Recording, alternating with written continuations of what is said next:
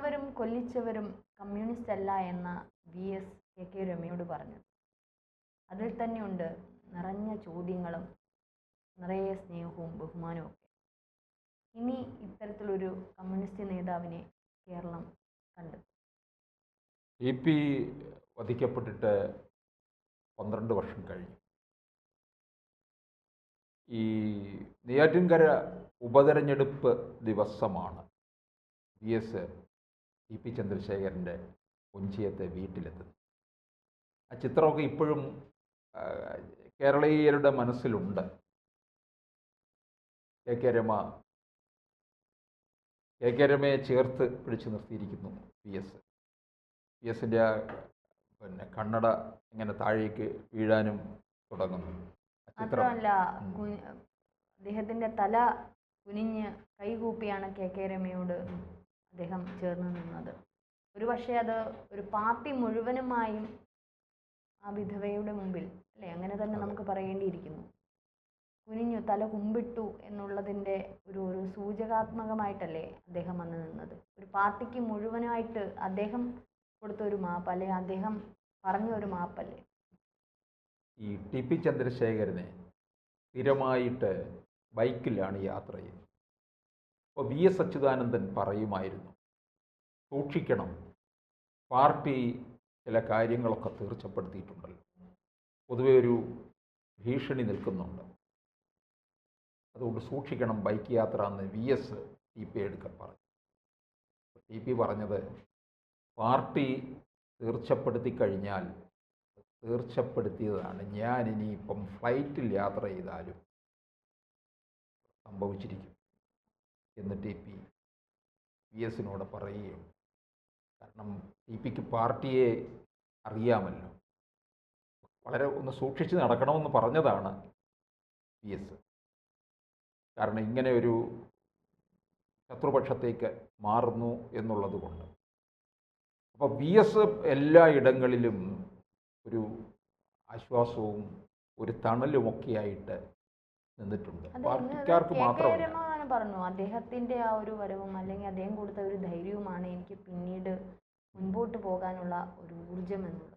പല സ്ത്രീപക്ഷമായിരുന്നു അദ്ദേഹം, എപ്പോഴും അങ്ങനെ നിന്നിട്ടുള്ള ആളാണ്. ഈ അത്തരത്തിലുള്ള പരാതികളൊക്കെ പെട്ടെന്ന് അദ്ദേഹം പരിഹരിക്കും. സ്ത്രീകളുടെ പരാതി വന്നു കഴിഞ്ഞാൽ പിന്നെ സ്ത്രീകളുടെ മേൽ ഉപദ്രവം നടത്തുന്നവനെ കയ്യാമം വെച്ചുകൊണ്ട് തെരുവിലൂടെ നടത്തിക്കണമെന്നാണ് VS പറഞ്ഞിട്ടുള്ളത്. പിന്നെ ഈ കയ്യേറ്റക്കാരന്മാർക്ക് VS എന്നുള്ള പേര് കേൾക്കുമ്പോഴേ ഭയമാണ്. മൂന്നാറിൽ അറിയാം കയ്യേറ്റം, പിന്നെ അങ്ങനെ നിരവധി ഇടങ്ങളിൽ. പിന്നെ പരിസ്ഥിതി നായകൻ എന്ന് വേണമെങ്കിൽ പറയാം, സമരനായകൻ സമരമില്ലാത്ത കേരളം അല്ലേ. അതെ, ഈ പിന്നെ അതുപോലെ തന്നെ പരിസ്ഥിതിക്ക് വേണ്ടിയിട്ട് ഇത്രയും വീറോടെ വാദിച്ചിട്ടുള്ള, അതുകൊണ്ട് ഈ പരിസ്ഥിതിവാദികൾക്കൊക്കെ VSന് എപ്പോൾ വേണമെങ്കിലും സമീപിക്കാമെന്നുള്ളതാണ്. ആ വിഷയം അദ്ദേഹത്തിനടുക്ക് ധരിപ്പിച്ച് കഴിഞ്ഞാൽ പിന്നീട് അദ്ദേഹം അതിനെക്കുറിച്ച് വിശദമായി അന്വേഷിക്കും. ഒരാൾ പോയി ഇന്ന വിഷയം ഉണ്ട്, അത് വളരെ ഗൗരവമാണ്, അത് പരിഹരിക്കണമെന്ന് പറഞ്ഞാൽ അതിനെക്കുറിച്ച് അദ്ദേഹം പിന്നീട് അന്വേഷിക്കും, അതിൻ്റെ വിശദാംശങ്ങൾ പഠിക്കും, ഇതെല്ലാം ചെയ്യും. പിന്നീട് അവരെ വിളിച്ചു വരുത്തി ചോദിക്കും ബാക്കി കാര്യങ്ങൾ എന്തായി എന്നുള്ളത്. അങ്ങനെയും VS വളരെ ഓർമ്മയോടുകൂടി കാര്യങ്ങൾ മുമ്പോട്ട് കൊണ്ടുപോകായിരുന്നു. വളരെ ഓർമ്മശക്തിയും ഉണ്ടെന്നേ. കാരണം അത്തരത്തിലുള്ളൊരു ദിനചര്യയായിരുന്നു അദ്ദേഹത്തിന് ഉണ്ടായിരുന്നത്. രാവിലെ എഴുന്നേറ്റൊരു നടത്തം, യോഗ, നല്ല ഉറച്ച ശരീരമല്ല അദ്ദേഹത്തിൻ്റെ. ആ വാക്കുകളുടെ ഒരു ദൃഢത പോലെ തന്നെ ആ ശരീരത്തിനും ഉണ്ടായിരുന്നുള്ളതാണ്. ആ കൃത്യമായ ദിനചര്യയും ഭക്ഷണ രീതിയും ഒക്കെയാണ് അദ്ദേഹത്തെ ഈ 102 വയസ്സുവരെ നിർത്തിയത് എന്നുള്ളതാണ്. ഒന്ന് ആലോചിച്ച് നോക്കി, 82ാമത്തെ വയസ്സിലാണ് അദ്ദേഹം കേരളത്തിൻ്റെ മുഖ്യമന്ത്രിയാകുന്നത് അല്ലേ. പക്ഷേ ഇത്രയേറെ പ്രായം ഏറിയ ഒരു മുഖ്യമന്ത്രി ഇനി ഉണ്ടാകുമോ എന്നുള്ള അറിയില്ല. ഇപ്പോൾ എല്ലാവരും പറഞ്ഞുകൊണ്ടിരിക്കുന്നുണ്ട് 75 കഴിഞ്ഞാൽ വിരമിക്കണമെന്ന് മോഹൻ ഭാഗവത് പറഞ്ഞിരിക്കുന്നു. അത് മോദിയെ ഉദ്ദേശിച്ചാണ്. അല്ല, അന്ന് രാഹുൽ ഗാന്ധി ആണെന്ന് തോന്നുന്നു ഇത്തരത്തിൽ VSനെ പരാമർശിച്ചപ്പം പറഞ്ഞൊരു വാക്കുണ്ടെന്ന്, തല നിരക്കിയതല്ല എൻ്റെ യൗവനം. അതെ, അങ്ങനെ ഒരു ഉണ്ട്. തല നിരക്കുന്നതല്ലല്ലോ അതിൻ്റെ കാരണമെന്ന് പറയുന്നത്. അല്ലാതെ തന്നെയും എനിക്ക് യൗവനം നിൽക്കുകയാണ്. രാഷ്ട്രീയത്തിൽ എന്ന് യൗവന യുക്തമായിട്ട് തന്നെയാണ് VS നിന്നിട്ടുള്ളത്. അദ്ദേഹത്തിൻ്റെ വാക്കുകളൊക്കെ തന്നെയും വളരെ ഉറച്ച ഇതോടുകൂടി തന്നെ. 2016 മുതൽ അദ്ദേഹം ഭരണപരിഷ്കാര കമ്മീഷൻ ചെയർമാനായിരുന്നു. കേരളത്തിലെ പലയിടങ്ങളിലും അദ്ദേഹം പോയി, അദ്ദേഹത്തിനോടൊപ്പം പ്രത്യേക സ്റ്റാഫും ഒക്കെ ഉണ്ടായിരുന്നു. പല ഹിയറിങ്ങും ഒക്കെ നടത്തി, പല കാര്യങ്ങളും മനസ്സിലാക്കി ഇത് റിപ്പോർട്ട് സർക്കാരിന് കൊടുക്കുകയും ഒക്കെ ചെയ്തിട്ടുള്ളതാണ്. അപ്പോൾ അങ്ങനെ എല്ലാത്തിലും ഒരു ഇടപെടൽ. ഞാൻ പറഞ്ഞില്ലേ, ഈ കയ്യേറ്റക്കാർ, പിന്നെ അതുപോലെ തന്നെ ഈ പാടം നികത്തുക, തണ്ണീർത്തടം, അതിനൊക്കെ എതിരായിട്ട് പല കാര്യങ്ങളും അദ്ദേഹത്തിന് ചെയ്യാൻ കഴിഞ്ഞു എന്നുള്ളതാണ്. തനി കമ്മ്യൂണിസ്റ്റുകാരൻ അല്ലേ? ഒരു യഥാർത്ഥ കമ്മ്യൂണിസ്റ്റുകാരൻ എന്തെന്ന് ചോദിച്ചാൽ ഒരുപക്ഷെ ചൂണ്ടിക്കാണിക്കാവുന്ന EMSഉം EK നായനാരും VSഉം കഴിഞ്ഞാൽ പിന്നെ ആരുമില്ല. ഇനി ഉണ്ടാകുമോ എന്നുള്ളതും അറിയില്ല.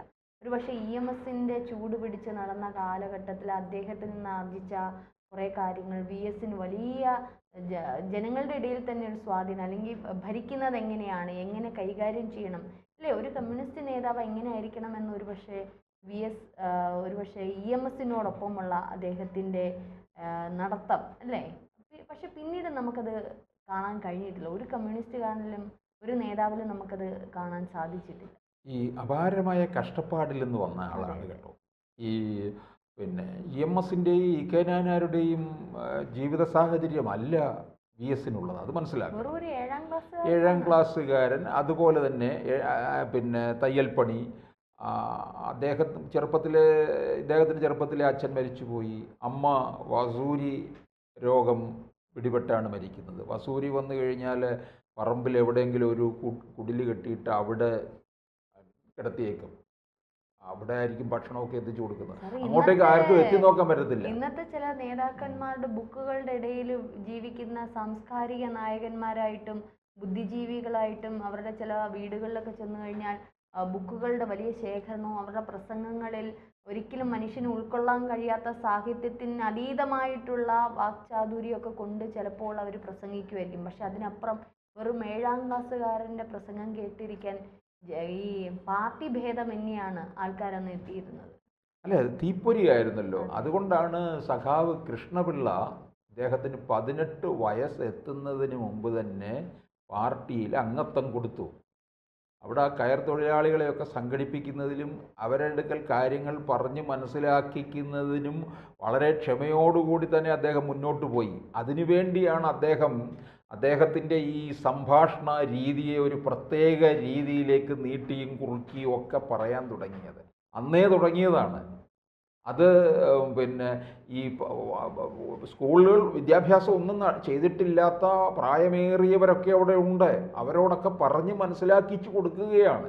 അതിന് ഈ ഇത്തരത്തിലുള്ള ഒരു ഭാഷാ രീതി ഉപയോഗിച്ചു. VSൻ്റെ ഭാഷയാണത്.